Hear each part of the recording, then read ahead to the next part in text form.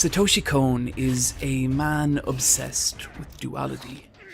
You can see it in his truth-crossed, hysteria-ridden world of paranoia agents, in the mishmash of dreamscape and waking existence of Paprika, or even in the struggle of fiction versus reality in his original manga opus.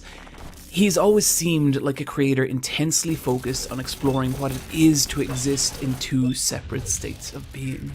And my personal favourite example of this is in his 1997 debut film Perfect Blue, a nightmarish look at the duality that exists between the person and the avatar. We are obsessed with our avatars, the representation of ourselves that exist purely online. Most of us have multiple different accounts dedicated to perpetuating this idea of who we are and what we represent. We pour hours every day into grooming and preening this make-believe instance of us, making sure that the perfect version of ourselves is put forward for the world to see. In fact, if you've been following this channel for any length of time, you might have the distinct sense that you know me. And you do. That is to say, you know the fictional, highly scripted, highly edited character that the actual person behind this channel uses to voice his ideals. I'm not even really speaking to you right now. I am reading text off a Word document into a microphone. I'm not real.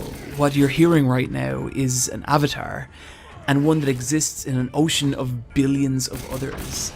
And the question Perfect Blue asks is, what happens when we lose control of our avatars? When they become an entity in and of themselves, and they start shaping who we are? From the opening moments of Perfect Blue, it's obvious that, like a lot of Kon's work, it's drawing little to no inspiration from the standard concept of anime at the time. The distinctly bold, highly stylized aesthetic features of 90s anime are nowhere to be seen here. Instead, Perfect Blue renders its characters with a more pulled back, realistic quality, and there's even several shots that seem to toy with this concept. Very few people in Perfect Blue's world are meant to be attractive or stylized. Most of them just look like regular people, and the ones that don't, the ones who stand out as being beautiful, are those with professions like actor and pop idol. Which means that the world Perfect Blue presents to us feels real, not all that different from our own, meaning that when terrible things start to happen, it's harder to distance yourself from it. There's an unromantic, deeply unsettling quality to the violence portrayed in the world of Perfect Blue. It's not a struggle of heroes and villains, but a conflict of attacker and victim. At the center of this world is Mima Kirigoe, a young idol singer and part of the group Cham, who, in the opening scene, announces that she's leaving behind her career as a pop star in order to pursue life as an actress. A decision that does not go down well with some of her more die-hard fans, but one that also sets off within her a deeper struggle, some darker part of herself that refuses to let her move on. This struggle soon starts to take physical form as a ghostly doppelganger dressed in Mima's old pop idol clothing begins to appear in her everyday life.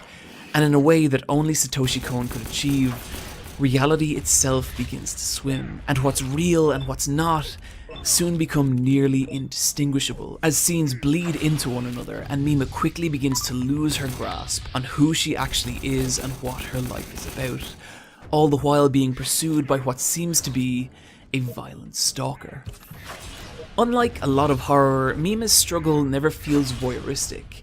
It's upsetting watching these things happen to her, and the reason for this is how well the film establishes her as a character. In its 81 minutes of runtime, it does a great job of characterizing Mima as an actual person, without clumsy exposition or forced dialogue. And a big part of this is the way the film conveys her dual nature as both a pop star and as a regular person, cleverly shown in the film's opening moments as we cut back and forth between an energetic pop sequence of her performing on stage and simple, quiet, nearly mundane shots of her picking up groceries and living out her day-to-day life. As a pop star, she's constantly bombarded by screaming fans and press, but it's in the scenes by herself that we start to understand who she actually is.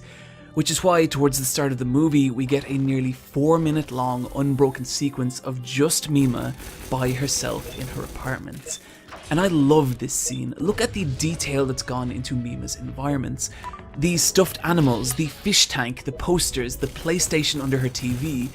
While not saying anything directly about her, it does convey that she's a real person with a real home.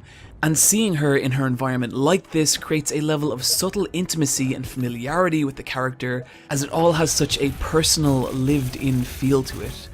Which not only serves as a great setup for one of the most disturbing and unsettling scares later on, but also gives us a distinct sense of familiarity with who Mima is, which means that when the film eventually starts to warp that identity, it feels all the more wrong.